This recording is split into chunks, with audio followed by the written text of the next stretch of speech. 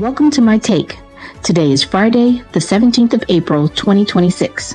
The Strait of Hormuz is open tonight, but the standoff over Iran is far from over. Iran's Foreign Minister Abbas Araqchi announced today that the strait is open to all commercial vessels, following a ceasefire between Israeli forces and Iran-backed Hezbollah in Lebanon. But President Trump is drawing a hard line. The U.S. naval blockade on Iran stays in place.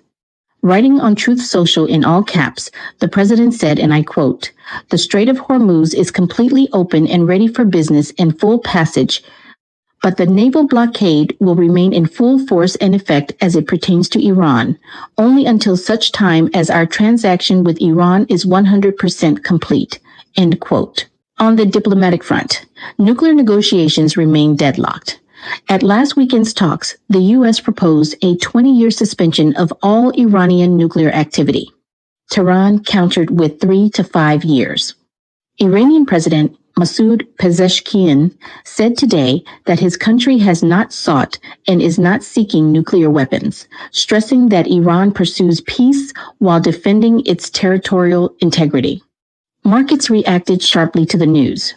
Oil prices plunged more than 11% today, Brent crude dropping more than $11 a barrel to $88.27. West Texas Intermediate fell 12% to $83.29.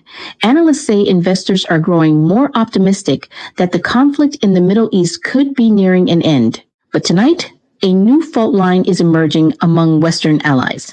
President Trump has called on NATO partners to help enforce the blockade and has not held back his criticism of those who refused.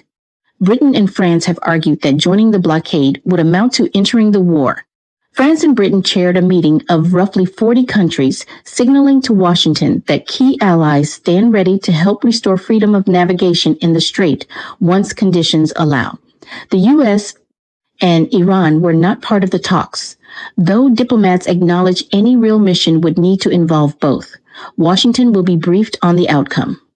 Germany's Chancellor Friedrich Merz said Thursday that Berlin is, in principle, prepared to help secure transit routes after hostilities end, preferably under a UN mandate and with U.S. participation.